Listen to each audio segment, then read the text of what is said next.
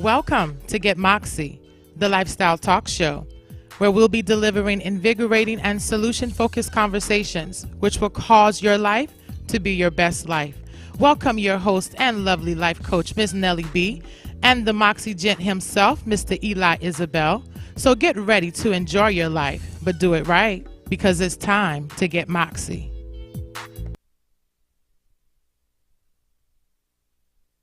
Hello, and welcome to Get Moxie, the lifestyle talk show. I am your host, Eli Isabel, and I'd like to welcome you to another edition. Tonight, I'm flying solo.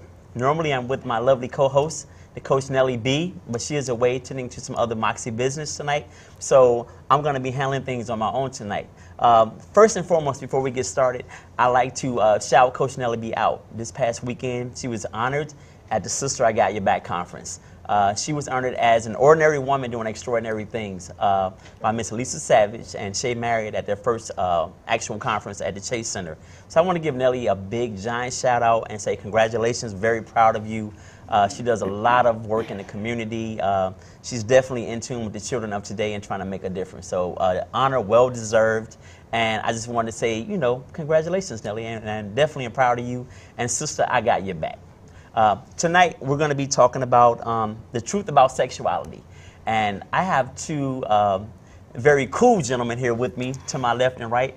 And they volunteered to step up and join me in this conversation and kind of enlighten our audience and enlighten people in general about, you know, things that we tend to put people in a box, or if people don't do things that we think or live the way we think they should be thinking, we tend to have, you know, put them in a box and think that that's a problem. But tonight we're going to get into that, and we're going to like kind of knock down some walls and hopefully some barriers and enlighten our community because, you know, Moxie is all about challenging you to live your best life. So right now, I'm going to have my guests introduce themselves. And to my right, sir? My name's Chris. I am a clinical social worker. Actually have experience working with our dear friend, Coach Nellie. Yes. I am living downstate in Lewis, Delaware right now. Okay. But more or less grew up in between Wilmington and the Newark area. Okay. Really happy to be here. Great, great. Thank you, Chris, for joining us. Thank Appreciate you. that. To my left? My name is Antonio, and I reside in Elkton, Maryland.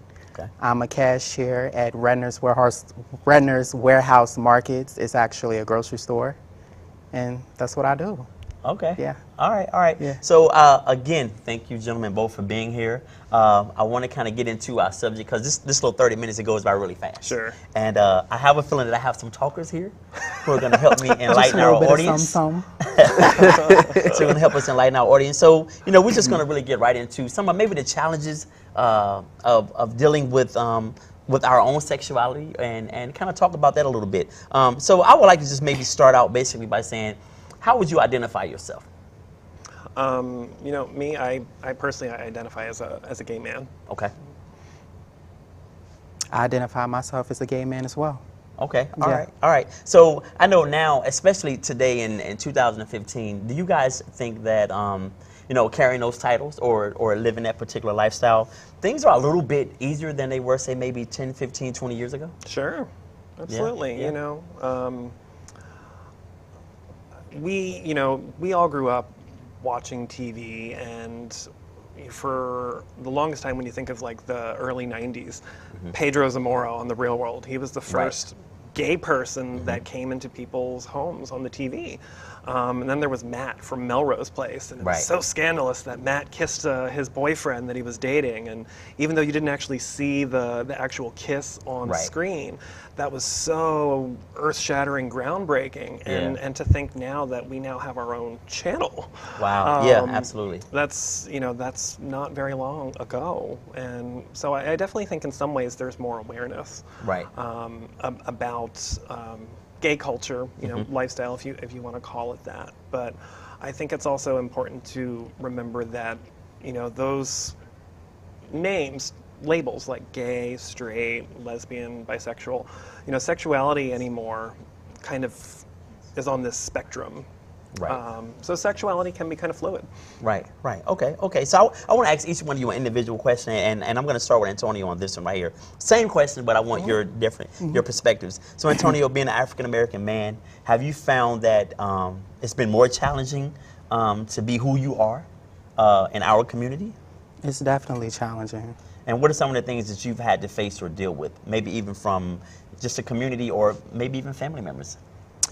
Um, a lot of my most of my family members, they're accepting of it. They support me. I'm talking about the women in my Right. family, but the men, they really don't get down with it like that. Okay. And know? so meaning they don't get down with the meaning. So has it affected your They're not relationship? okay with it. It does affect my relationship. Okay. Yeah. All right, all right. So who has been your biggest supporter as far as allowing you to be you? My biggest supporter would have to be my mother. Your mom. Okay. Yes. All right. Yeah. The moms, they never fail us. They're always there through thick and thin. Yeah. Okay. All right. So Chris, what about you? How have you faced a lot of challenges within your family members or like in your community? People being more accepting or less accepting? Well, you know, I'm biracial, so Okay. on my dad's side, we're Korean Chinese, and my mom, she's got this, you know, Pennsyltucky kind of white bread kind of background. But largely, I have to say, my family, and I have a blended family. My mom's been remarried. Okay. Everybody's been, for the most part, very accepting of me. Okay. You know, I never actually shared my sexual identity with my grandparents. Right. I think they may have had some knowledge and understanding, but Right. it wasn't something that was openly spoken of. My mom, she's supportive. She definitely had some periods of adjustment that were tough for her. But at the end of the day, you know, like you said, she's my mom. She's got my Right. back, you know, her baby boy.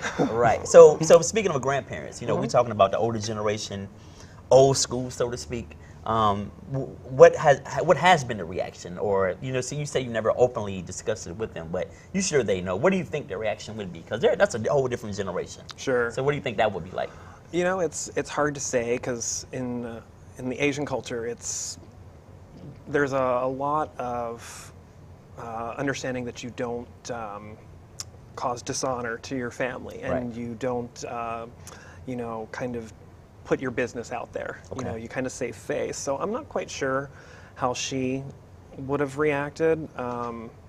You know, my dad and my cousins and my aunties and whatnot and uncles, they're all really cool. I mean, Right. no big deal with them. Oh wow. Okay. Great. You know, on my mom's side, my grandpa, you know, he was a very forward-thinking kind of person, very upright, very against any type of discriminatory or bigoted type things. He kind of also had this mantra that he used to say this about my cousin, who kind of had a lesbian thing for a little bit, that what I don't know can't hurt me. So Right. I think that was his understanding, his reaction. What about you, Antonio? As far as like maybe older aunts or grandparents, have you gotten a strong reaction or or a positive reaction from them? Well, I never really shared my sexual identity with my grandparents, but I'm pretty sure that if I did, they wouldn't be okay with it. My grandmother, she's very religious, you know what I'm saying? So I don't think that she would be too thrilled about it Right. at all. Okay. Yeah. All right. So, Chris, you mentioned a key word a few minutes ago. You said discrimination. Have either one of you gentlemen faced that, in the workplace or, just in general, people like, maybe making derogatory comments toward either one of you? And if so, how have you dealt with that? Chris Sure. first. Absolutely, yeah. I mean, this has kind of been happening since I was a little kid in school. Okay. Your classmates, oh, fag, flamer, queer, And, as a young person growing up, it definitely affects your Right. self-esteem. Right. For me, I was kind of fortunate when I went to college. I just kind of blossomed, made really Yeah. good friends that were really supportive. But even at college, at UDEL, walking down the street, I remember I was just walking with a friend, and there's this guy, he pulls up in this red truck, and he's like, yo, you fucking faggot. Right. And I'm just like, huh? And then I see this other guy walking along the street, and he's like, yo, your truck's as red as your fucking neck is, man. So oh, sorry. You can't ever avoid discrimination, but Right. you can hope that people will at least be respectful. Right, absolutely. I have no problem if people don't agree with my sexual orientation and how I live my life, but it'd be appreciated if people kept comments like that to themselves. Absolutely, absolutely. What about you, Antonio? Are you facing any discriminatory things in the workplace or in the community or anything? For me, I really don't face a whole lot of discrimination as far as like negative comments. You know, people there give me that look, like that look of disgust, you know what I'm saying? And I'll be able to, you know. It's not a big deal. Yeah. Okay. It doesn't bother me. At what age did you guys become completely comfortable in your own skin? And, you know, tell me a little bit about that, like growing to that point and what that took for you, Antonio. Growing up in my own skin. When did you feel comfortable being you, and how old were you? What do you think? I mean, I always knew that I was gay at a young age. I want to say maybe elementary school. Okay. I didn't want to admit it to myself, though, because I felt that it was wrong, you know. But probably about the age of 17 is the age that I pretty much started to be comfortable with myself. Okay. You know. Okay. All right. That's great. What about you, Chris? When did you become comfortable with Chris and who you were? Comfortable with Chris. I think it was probably sometime after high school, around college, like in between 19 and 20 or so. I think that's about the time when I kind of started to come into my own, and then since then, you know, just kind of moved forward. Were you ever in, like Antonio said, he felt at a young age that he had feelings toward the same sex. Did you ever at a point think that, you know, wow, what's happening with me? Why am I not doing what other boys are doing? And, you know, how did you kind of like come to grips with that stuff? You know, I always felt I was different. And I knew at a young age too, you know, that I had an attraction, you know, towards other men. I would say over the years, you know, I gradually kind of came to terms with that. Thinking about adolescence, you know, some people kind of go into this phase where they kind of go latent. So, and that was absolutely what happened with me. You know, I went to an all boys school too, so that didn't help. I went to Sally's. 13 years of Catholic school. It's rough. Wow, yeah, that's rough on anybody, right? Recovering Catholic here. But yeah, it was definitely different. Growing up. Was there ever a time where either one of you decided, you know, I'm going to let me just try to date a woman and see how that works out? To try to throw people off or anything like that? I did try dating a woman before because I wasn't really comfortable, you know, being myself. You know what I'm saying? At one point in my life, I was trying to be somebody that I wasn't, you know. I was trying to be what everybody else wanted me to be. So I was like, let me date a female, and I don't know. And how did that end? It didn't end too good. It really didn't end too good. Okay. Are you and that person friends now, or is just that relationship? I don't talk to her. Okay. I don't talk to her. Okay. Chris, did you ever attempt to like try to, you know, have a girlfriend and try to be like, all right, let me see what this is all about? You know, it's kind of like on the opposite end. It was kind of having some playtime, you know, and things like that. I'm not going to deny it's not like it wasn't unpleasurable. It just wasn't for me. It didn't do it for me, you know. Okay. I mean, to each their own. Absolutely. What about professionally? Now, you said you're a mental health therapist, and you've been working with children for a while. Antonio, you work with the general public every day, so you're out in front. People see you all the time. Yes. People know you. I know you have this personality that people tend to love. Yeah. And I know you personally, so I know that you're a good kid. Yeah, I can call you a kid because I'm a little older. But I know people react to you. But how has it been professionally for you? You know, at work with your colleagues, as far as how you identify sexually. Well, when I'm at work, I'm 100% Antonio. I'm extra, over the top, flamboyant, you know. And some of my coworkers, they don't like it. You know, they tell me all the time, Antonio, tone it down. Right. You're extra, you're over the top, you're at work. you know, so I do have a few people that have some negative things to say at work, Right. you know, but What about I don't your pay 'em no supervisor? mind. How do you, the people who matter the most and the customers, how do they love you, I'm assuming? 'Cause I know you. my customers are okay with Right. me, yeah. And my supervisor, he's okay with me as well. Okay. Yeah. Chris, what about professionally? Mm-hmm. How have things been for you professionally and, you know? You know, from like a supervisor's kind of standpoint, I've never ever had any issue. You know, throughout the years, not so much in the mental health field, but when I was working in other professions, you know, there were a few coworkers who maybe had a little bit of a negative kind of comment here or there, but Right. it wasn't something that was really pervasive. Yeah. And then, you know, being a clinician, not really coworkers, but every so often you have clients who, you know, might have a certain kind of nasty comment to make, and, Right. and I try to make it a teachable moment, you know, Right. if at all possible, but sometimes it works, sometimes it doesn't. That's cool. Okay. So in the midst of you being the professional you in Mm-hmm. that moment, is that sometimes difficult?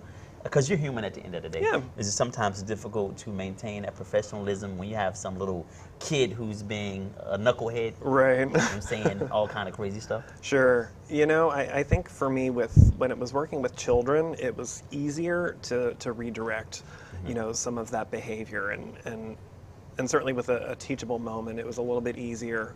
Adolescents, you know, they have a lot more defiant behaviors. Right. So while that was a little bit harder to redirect, you know, they have more insight into what they're saying and what they're doing than what a child does. And then working with adults, you know, every so often you would hear some comments. Again, more often than not, it's a teachable moment. Yeah, yeah. But you know, there are times where you have to remember, you know, it's not about me. It's about them, and ultimately, I do have to kind of set an example with my behavior. So you kind of do have to maintain some semblance of like a control and decorum with Right. managing my own kind of reactions. Gotcha. Okay. It can be tough. Oh, I can imagine. Maybe let's get into because Chris, I've been around you before, and Yeah. I've hung out, and I've known Antonio since he was a young boy, and I think probably one of the best times I ever had hanging out was when we were hanging out together down at Erica's. Right. And so I do know that, you know, have a good time. Oh yeah. Antonio, I'm going to assume you too. You know, I have a good do. I do. time. So let's jump back into. I know, Chris, you said you grew up Catholic. Antonio, I'm assuming what religion did you grow up? Christian. Okay. Yeah. So with that being said, what's your relationship like maybe with the church or with the higher power now? I mean, do you either one of you feel like you can't worship or you can't have that relationship with God or your religious background because of you know your how you identify? You know, I think religion is one thing, but to have some type of spirituality and faith in something bigger than yourself is really important. You know, Catholic dogma, it kind of sucks. You know, homosexuality is a sin in their eyes, but just that word homosexual, it's so scientific, you know. But that is a bit of an issue to think that, you know, in such a big religious community that people are taught to hate the sin but to love the sinner. But nonetheless, you know, religiously, if I wanted to get married in my own church, I can't do that. Right. And that's tough to navigate. Absolutely. I think in terms of just being able to worship, there's no issue there. Again, I'm a bit of a recovering Catholic, so to speak, but when I do go to church, I do kind of feel this humbling kind of experience being part of a larger, you know, faith. So my own relationship with God, my personal relationship with God, certainly isn't affected by dogma. Okay. It transcends all of that. Absolutely. Absolutely. Okay. What about you, Antonio? I don't know. Do you think that if you went to church Sunday, right, and you know you're definitely comfortable in the skin you're in, Yeah. do you feel like you would be sitting in church, you'd be judged, or would you feel comfortable being there and worshiping or working on your relationship with God in the presence of people who may be judging you? Yeah, I mean, it is definitely hard because people, not just the church people, but people in general have a lot to say about homosexuality or homosexuals going to church. Like, why are you going to church? You're gay. You're sinning. You know what I'm saying? What's Right. the point? You know, you go to church and you just sit there, leave and do what you're doing or continue to live the life that you're living. So Right. what's the purpose of going? So, but it doesn't affect my relationship with God though.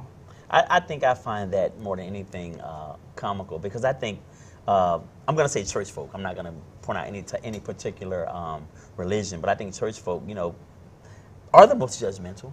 And we have some people in there that are judging either one of you guys, but they're shacking up, or they're living with a woman or a person that's not married, and you're having sex every day. Yeah. So in essence, same sin. One sin's no greater than the next. So I know people who are like that and are definitely not open to be a Christian. You know, that says to love everyone and to be open and to accept people. Mm-hmm. And you know, I hear people regurgitate that kind of stuff all the time, but at the same time, really that's not who they are. Right. And so do you guys, what about family members who maybe, you said your grandmother's very religious, She is. and she's not necessarily in tune to who you are, Right. per se.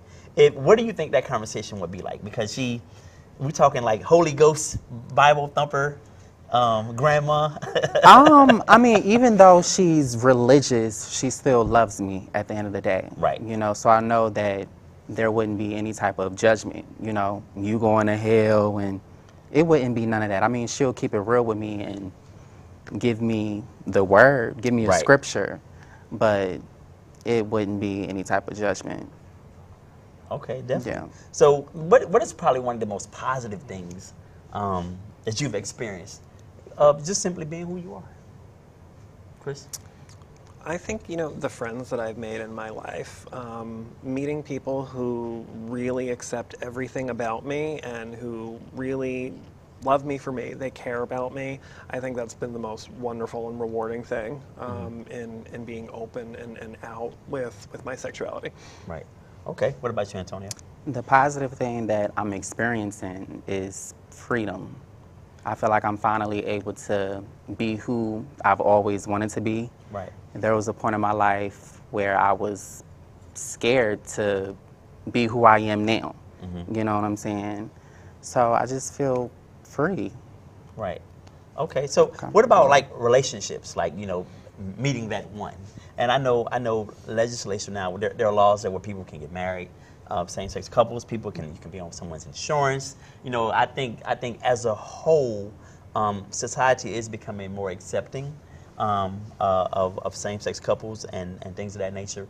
What do you guys see yourselves going forward? You see yourself being married one day, or are we just going to be players? What are we doing here, people? You know, because there are people watching and they're like, oh, that guy's cute, that guy's cute. So, I mean, we looking to settle down at some point, or what are we doing? Well, I am taken. Okay, all right. I have been in a relationship now for, I guess this will be almost 3 years. Okay, great. With my partner. Interestingly enough, he at one point was married to a woman for almost 8 years. Right. And that was kind of actually something that brought us together, was our views on marriage. And, you know, we both felt very strongly that, you know, we were being treated like second-class citizens in our own country without being able to get married. And now that we do have that right, it's not something that's been discussed, you know, forever is a long time. But at the same time, too, you know, we do talk about now that, you know, that is within our right to get married if we want to. Right. That down the road, if we feel that that's really what we want, Okay. sure. But we don't need to have to say I do to know that we love each other. Right. And that we're committed. Absolutely. Okay. What about you, Antonio? What are we doing down the line? Down the line, I mean, I really don't see myself getting married Right. at all. I don't know. I'm enjoying being single right now. Okay. Yeah. All right. So what are some of your guys' career goals, and maybe even from a professional standpoint, what do you see yourselves in, say, 10 years? I know, Tony, you're pretty young, so Yeah. you know you have a ways to go. But I mean, where do you see yourself in 2025? I see myself modeling, acting, making a whole lot of money, doing that. Being yeah. famous? Being famous. Don't forget about the little people once you make it. What about you, Chris? Where do you see yourself in 2025? Gosh, I'm going to be in my 40s by that point. Hey, man, I'm in my 40s. It's And all you're right. looking good. 40s are okay. You know, taking care of yourself. I'm trying. 40's a new 30, right? That's a lie, but okay. Right? When I wake up my knees in the morning, I know that's a lie. but where do you see yourself? You know, Professionally. I just started a new job not too long ago. I have a really big supervisory role here at an agency in Delaware. It's been a big step forward for me, and I could envision myself being in that role for the next years foreseeably till then. But who knows? Maybe even further. Sky's the limit. Oh, so as we're coming to a close here shortly, but really quick before we do close, tell our audience something that you think they don't know that maybe they should. Not necessarily about you, but just something. And listen, we always like to leave the people with a little nugget and enlighten them. If there's something that you could share with our audience about you, or or your sexual orientation, what would it be, Chris? Not all gay men want to be women. That's true. Plain and simple, huh? That's true. Okay. All right, Antonio, you got a little nugget for our audience? Yes, a lot of people think that I go to gay clubs and gay pride and all of that. I'm gay, I am, but I like doing regular guy stuff. Right. You know, playing football, even though I don't know how to play. You know what I'm saying? I just like the fun of it. Basketball, just regular guy stuff. I like to see you You out know, there. I like kicking it with the homies. Okay, all right. You all know, right. I'm just a regular dude, That's what's up. All right. but all right. flamboyant. Hey. All right, guys. I really would like to thank both of you for being here with us. I told you this time goes by really fast. Yeah, it does. But thank you for stepping up to the plate and being the brave, mature souls I knew you were. That's why we talked to both of you. So All again, right. thank you, and I would like to thank our audience for joining us. I am your host, Eli Isabel, and this is Get Moxie. Join us next week.